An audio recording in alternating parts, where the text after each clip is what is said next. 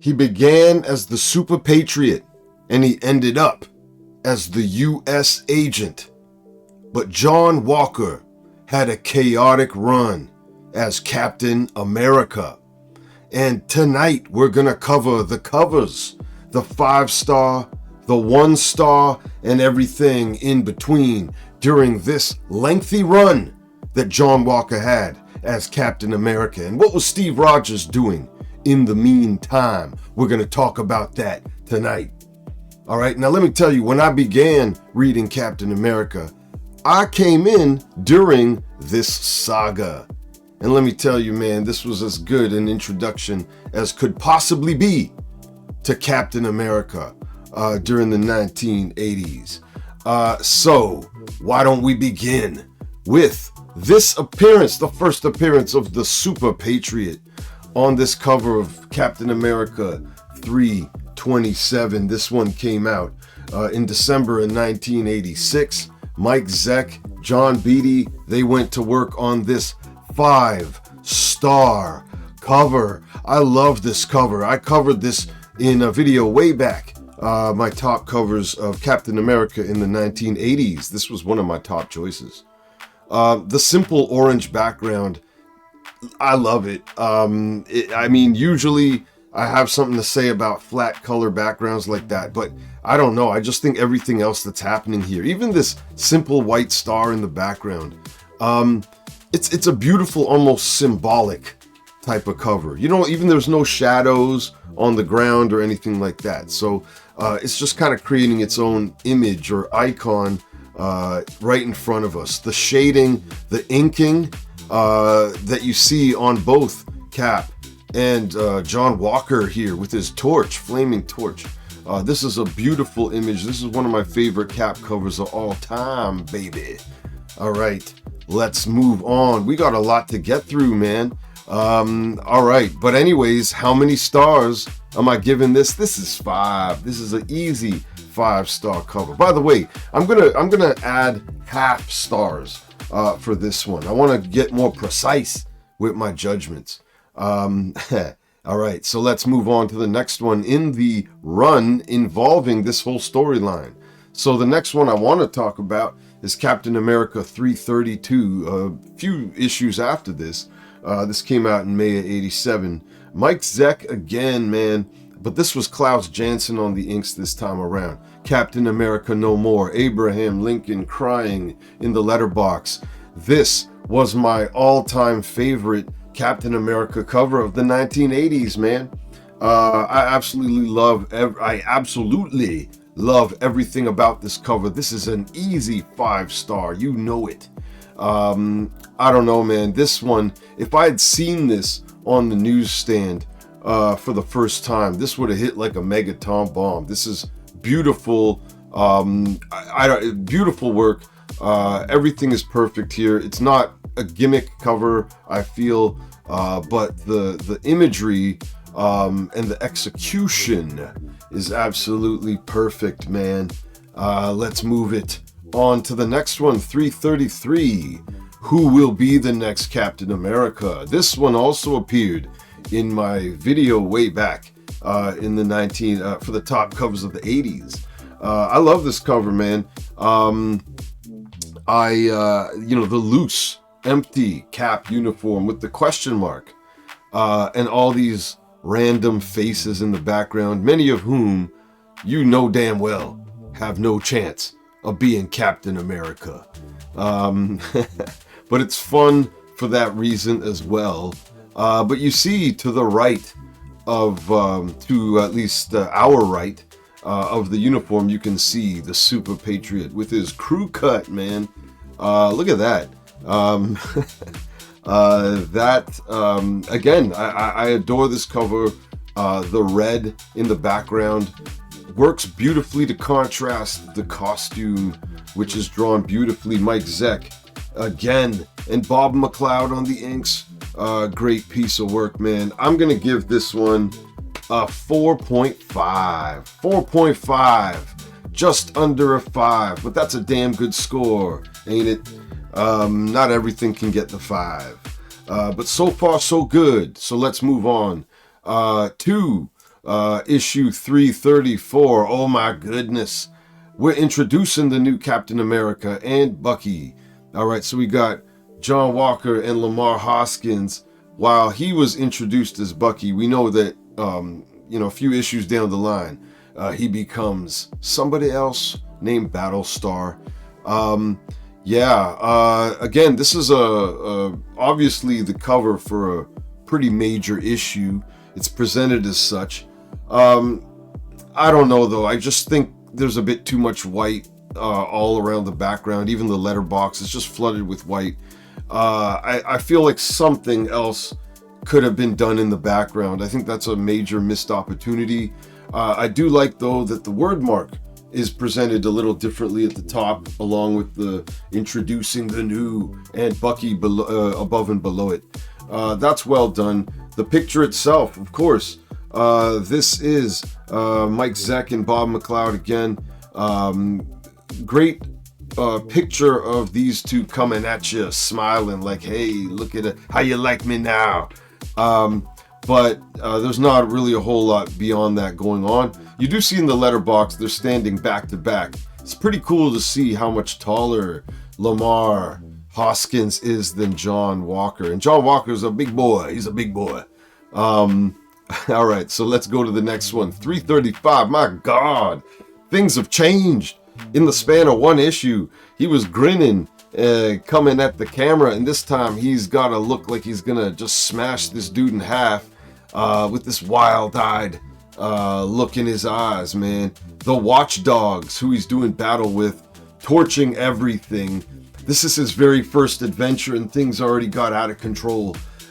Even the word mark at the top is charred from the fire. Damn, this is a bad omen, ain't it? His first adventure went up in flames, literally. But this is a cool ass cover, man. And I'm gonna give it a 4.5. How about it? How about it? Yeah, why not? I think this is a beautiful one. I love how the fire is burning up the word mark. I think that's a cool touch.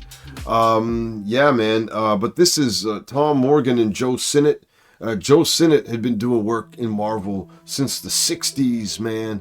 But this is a cool ass cover. Things are out of control. All right, let's move on to issue 336, The Search for Steve Rogers. Well, this cover I do not care for at all. And it's unfortunate because I'm a big Mike Zeck fan. Bob McLeod did the inks on this. The floating heads, I mean, they're well drawn, I suppose. But the American flag in the back just looks very flat, and the gray behind it. The silhouette of Steve Rogers, I don't know. The way he's posing up, I don't think Steve Rogers is a poser, is he? I don't think that really captures Steve. And one thing I also don't like, how he's blocking Sam Wilson, the Falcon's face. I don't know. I think that's an unnecessary touch.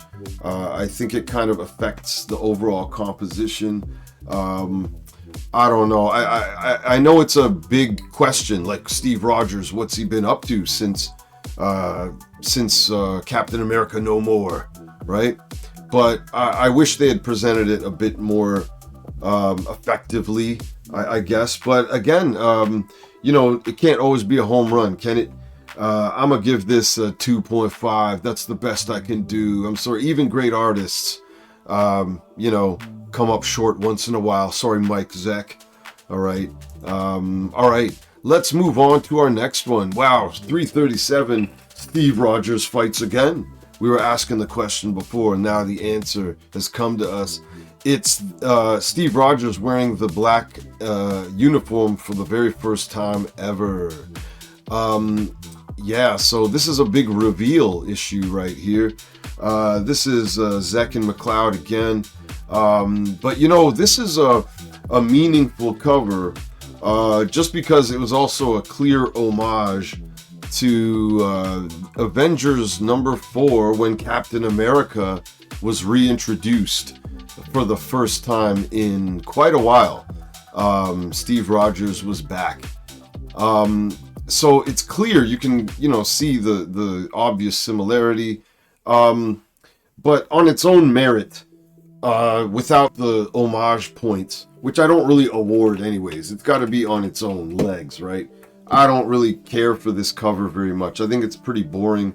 I don't really like a lot of the covers where the heroes are just kind of running at the camera for no reason.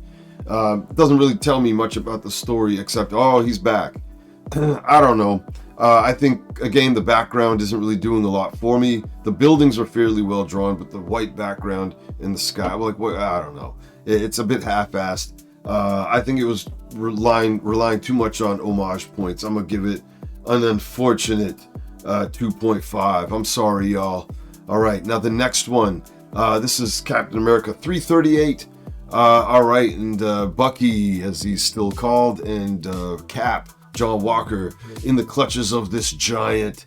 All right, this is the issue with Professor Power in it, where in this mission, John Walker literally takes him out and kills him. All right, retcons or whatnot, I don't care. I'm not talking about that. But at the time, yeah, just punched him, broke his neck. Real biz, man. Beat him to a pulp. But yeah.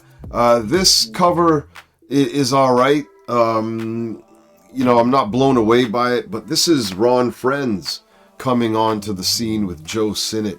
Ron Frenz is going to take over for a lot of the covers from here on in to quite a while. We'll see later on. It's a good cover, not a great cover. I'm going to give it a 3. Something's got to be a 3 sometimes. I think that's fair. It's a good cover, but maybe looking for a bit more sometimes. Let's move on to number 339. Okay, now this is a Fall of the Mutants tie-in issue, and this is Steve Rogers out there in the middle of a cornfield with no shield, and this is Famine, of the Horsemen of Apocalypse, the X-Men foe. This cover, it really doesn't do much for me. Again, it doesn't really say much about the John Walker saga, for one thing. What about him? He's in the letterbox with Bucky, but he's not really much on the cover, is he, right now? Or even, for a few issues before, it was mainly just Steve Rogers stuff. Yeah, I don't care for this cover very much. I'm not saying it's badly drawn. I just don't really find it particularly interesting. I don't really like Famine as an enemy either for Cap and his crew, which take her out. But yeah, I'm going to give it a 2.5. I'm sorry, y'all. This is, again, Ron Frenz. And Bob McLeod was on inks. Sorry. They can't all be, classics. But let's move on to 340, Breakout. Now, this one I covered in my my retrospective of top 10 Captain America covers of the 80s. I love this cover, man. It's pretty simple with the black background, but it being the obscurity, the shadows, the darkness in which these 4 convicts, Griffin, Mr. Hyde, Titania, and Vibro, all right, and Mr. Hyde in particular, who had done damage to the Avengers not that long before this issue, in the Masters of Evil takeover of Avengers Mansion, essentially almost maiming Jarvis, their butler. So Captain America took this one pretty personally, or Cap, I should say, the captain, while he was in his black uniform and his nondescript shield given to him by Iron Man. But this was a great issue. This is a memorable cover. I love this one. I don't care, man. Ron Frenz, Bob McLeod, I'm going to give you a 4.5. I adore this cover. The simplicity just works beautifully. Yes, indeed. All right. Now the next one is Captain America 341. All right, and this is Cap versus Iron Man. This was tied into an Iron Man issue as well. where these two had a face-off, man. And Cap here running straight at Iron Man. And this is in Tony Stark's mansion. Look around you. You can see everything all shattered and broken up. Man, Steve Rogers got guts. Now, if this cover looks familiar, maybe it is, because it's an homage, again, to Daredevil 43, where Cap was in hand-to-hand combat with Daredevil in what looks to be a ring, and as you can see, photographers all around. So it's a very different situation, that's for damn sure. But you can see that this is where they got it from. This was Ron Friends again with Al Milgrom. All right, and you're going to see they're going to put in a bit of work from here on in as well. All right, but you know, this cover, I never really liked it that much. I kind of wished for what it represented that it was coming with a bit more. And I'm sorry to give it a 2.5. I think we're in a bit of a lull here. We're hitting a lull. The past few covers have been a bit mediocre. What's been going on, man?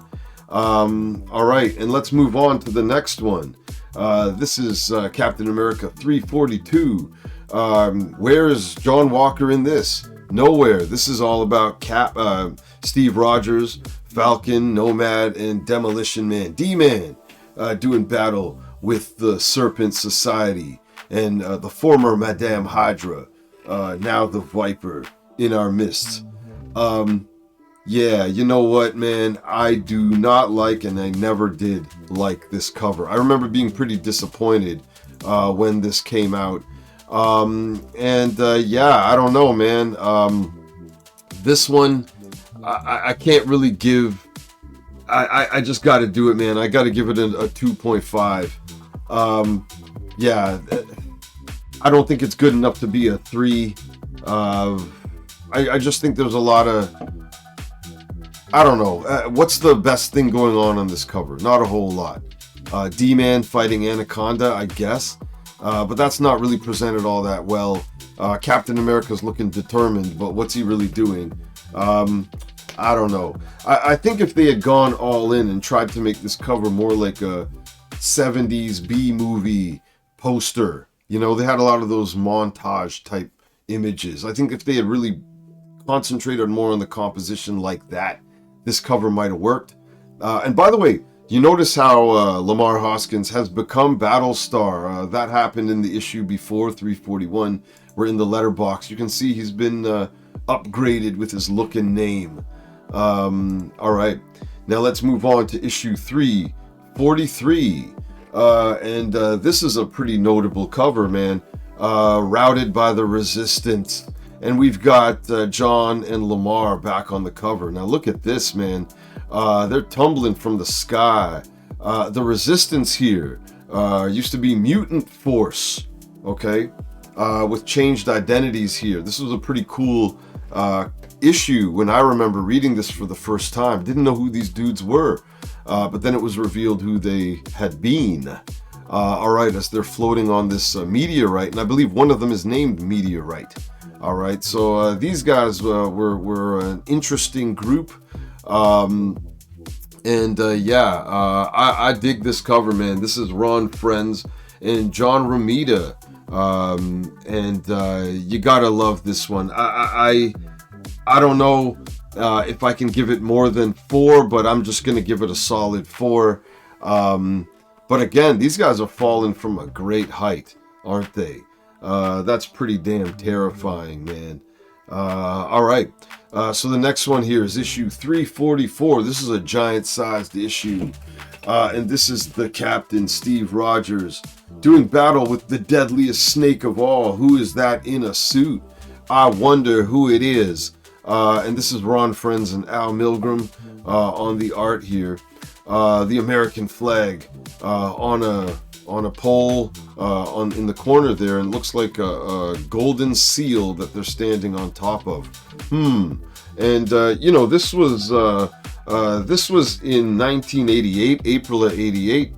So you can do the math about who that is in the shadows at that time. Where do you think they are?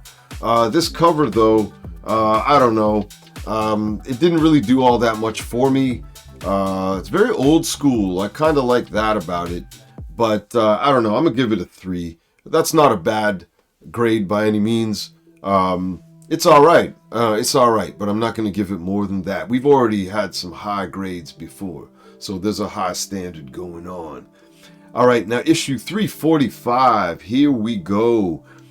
This is Ron Frenz and Al Milgrom. This issue, this cover, Surrender. Look at this, half and half. We've got Steve Rogers on the left in front of the American government, in chains. And then you've got John Walker on the right with a noose around his neck, also in chains, surrounded by the Watchdogs, who he had really done a number on several issues before. And now here they've got their revenge.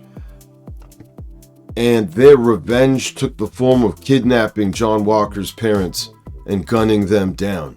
After a few issues before, the right-winger and the left-winger had revealed John Walker's identity to the public. I was blown away by this cover when I saw it. I'm still blown away by this cover when I see it today. To me, man, this is a very easy 5-star cover. I love this one. I covered this one in my top 80s, or my top 10 of the 80s. Hell yeah. I love this one. This one just makes you want to open it and say, what in the world how are they going to get out of either of these ones? What's happening here? Yes, indeed. Let's go to our next one. This is Captain America 346. All right, and this is John Walker holding up the Resistance, who he had done battle with, several issues before. And there's also Freedom Force in the background. The Blob, Destiny, Mystique, Pyro, who you can see in the back. You see here John Walker's expression. He looks a bit unhinged here. He looks a bit out of control. And this is the work of Ron Frenz and Al Milgrom. This is a pretty cool cover. The white sky in the background, I kind of don't like that for some reason. I don't know. I feel sometimes I'm a bit inconsistent with when I downgrade covers because of that. But sometimes it just doesn't work enough and it kind of stands out a bit. But this is still a cool ass cover. I'm going to give it a 4-star rating. I think it deserves it because you still want to know, oh, damn. Even Battlestar in the back, he looks concerned about what Cap, his friend John Walker, is capable of doing. Let's go to our next one, issue 347.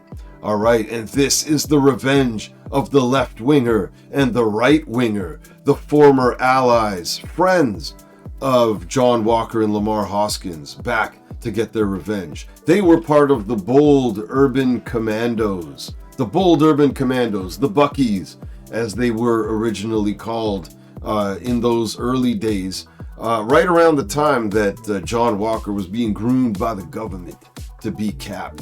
But the government decided that they didn't need these two, so they were cut loose. Kind of like, Destiny's Child did with... Nah, man, forget about that. But yeah, these guys were cut loose and they mad. They are mad about it. So this is their vengeance right here. But of course, the main vengeance is that for John Walker. After the right winger and the left winger, several issues before, publicly revealed John Walker's identity. But they were able to stop them before they could do so for Lamar. But revealing that ended up resulting in the deaths of his parents, resulting in the massacre of the Watchdogs. And this is payback for the right winger and the left winger. John Walker's going to get his pound of flesh. Ron Frenz and Al Milgrom on this one. I love this cover. I like the environment as well. You see everything going on in the background. It's super old school. This looks like something that could have been drawn in the 60s.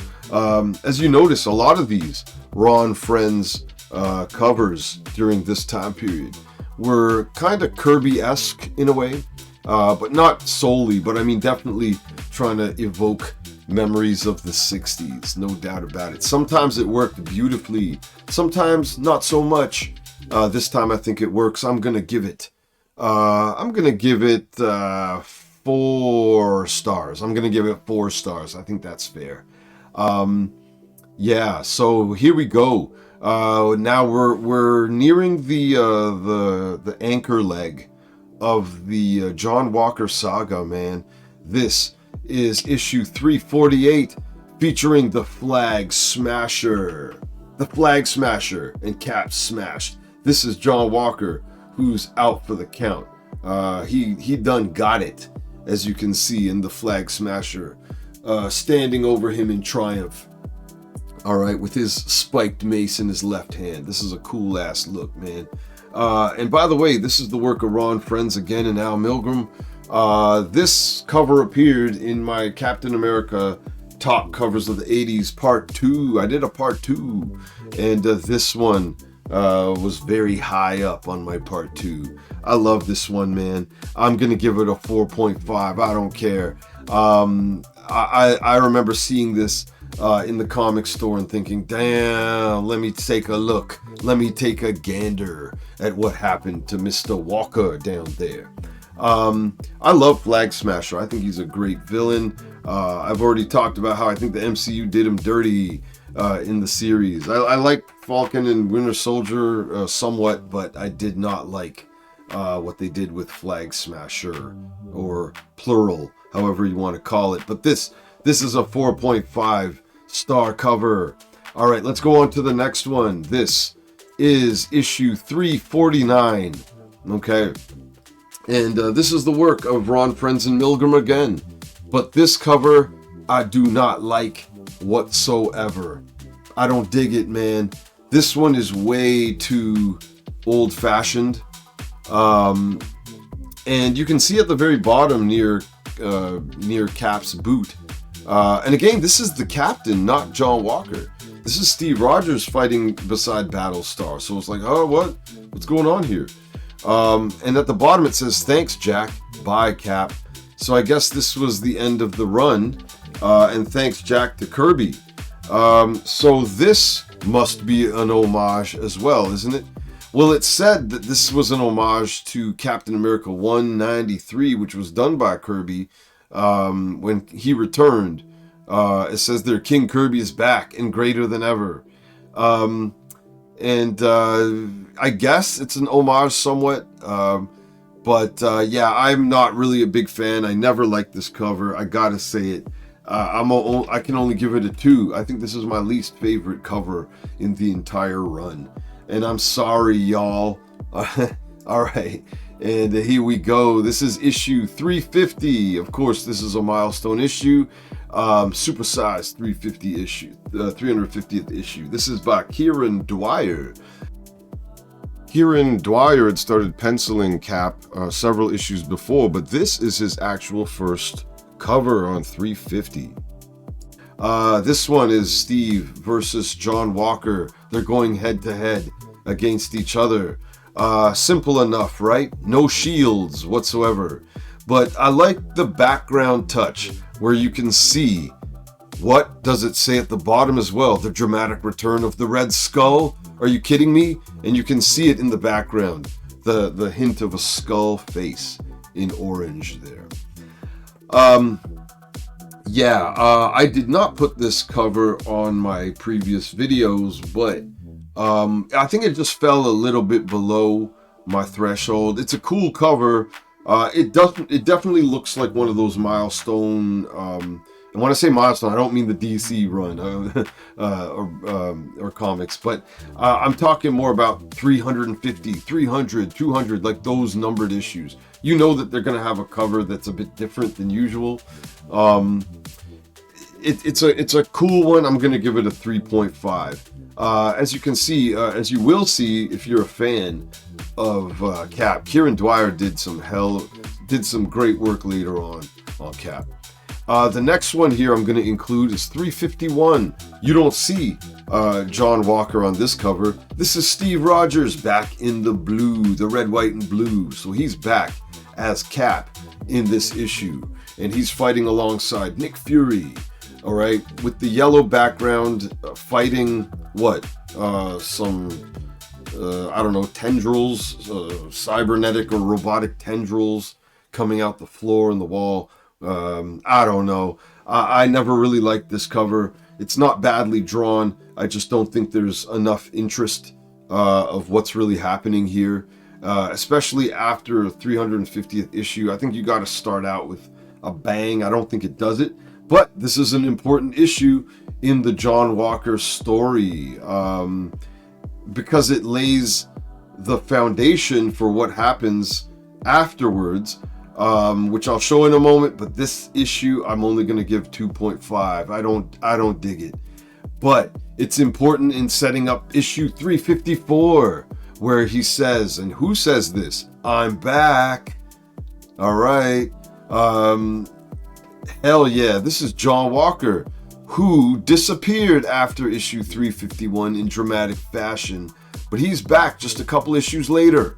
All right. I remember at first I was a little bit mad. I thought it was a bit of a cop-out. I liked characters that stayed dead, I guess you can say, and I was shocked at what happened a few issues before, but they kind of erased that very quickly. But they did it the right way. I can't front. Like, this cover, again, it's a little bit gimmicky, I guess, and I don't often give points for gimmick covers, but I think this one just kind of, it earns its stripes, stars and stripes, so to speak. John Walker punching the America out of the word mark. That's an interesting touch. And Steve Rogers in the letterbox, he's ducking out the way like, hot damn, what's happening? And John Walker taking glee in what he's doing here. I'm going to give this a 4.5, man. And this was February of 89. So we started this saga with issue 327, which was in late 86. And it lasted all the way to early 89. Over 2 years of stories, man. From Super-Patriot to U.S. Agent.